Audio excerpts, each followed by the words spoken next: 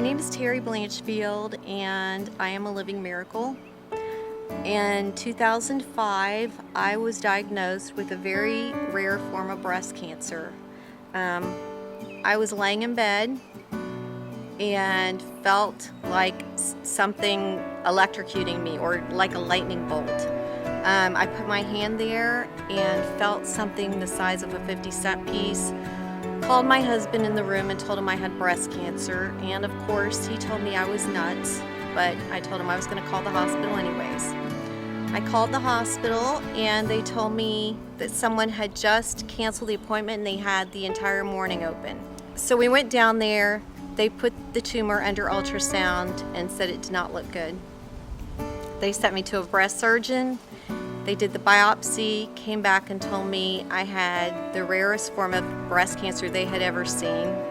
My husband was on the phone all week with MD Anderson trying to get my appointment set. And at 5 o'clock in the afternoon on a Friday, he walked in and said the appointment was set for Monday, but that we needed $25,000 for my deductible. My good friend Kathy Stacy was sitting beside me on the couch, and she made a phone call to her husband John.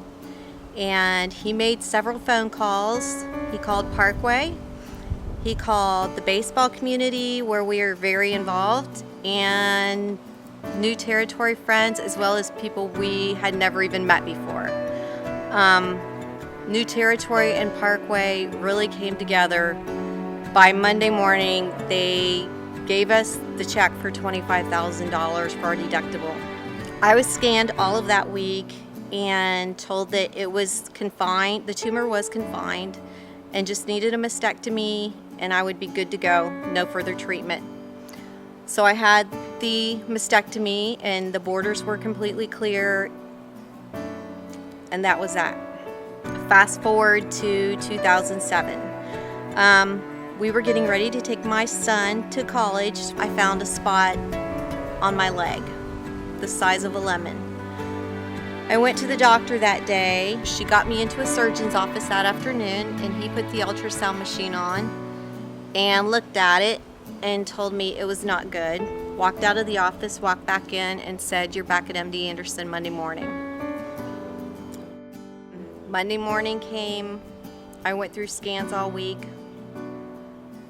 Friday afternoon, Labor Day weekend, 5 o'clock, I get a phone call that it wasn't just in my leg, that it was also in my lungs and my lymph node. At that point, I could not breathe. I had to dig deeper than I ever dug in my life for my hope and my faith in God. That was the only thing that got me through that long weekend and into the next week. The next week brought different challenges. The next week they told me with my rare type of cancer that chemo, I would not respond to chemo. I told them to hook me up to the strongest type of chemo that they had, and it was between me and God. After the first round of chemo, I started feeling shrinkage of the tumors. And by the third treatment, I could tell that they were just about half the size of what they were.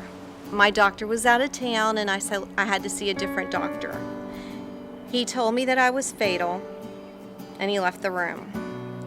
My mom and myself and my husband sat there and decided he was not God, that God was God, and went and had my next treatment.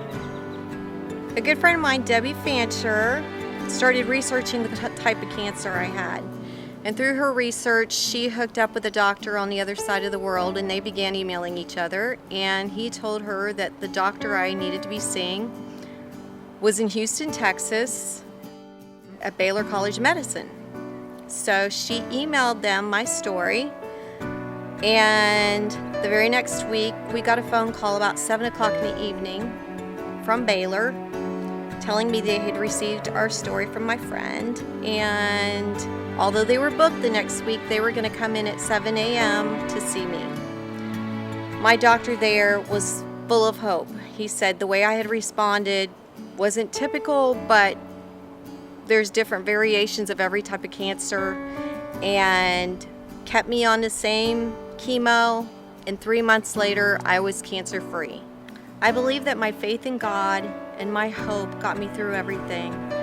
Parkway was amazing. They not only helped with the whole deductible, they brought dinners. They were there for us around the clock. I refuse to let this disease take me away from my family. I plan on being around for my children's graduations and when they get married and when they have children. God is using Parkway to change lives, and I'm one of them.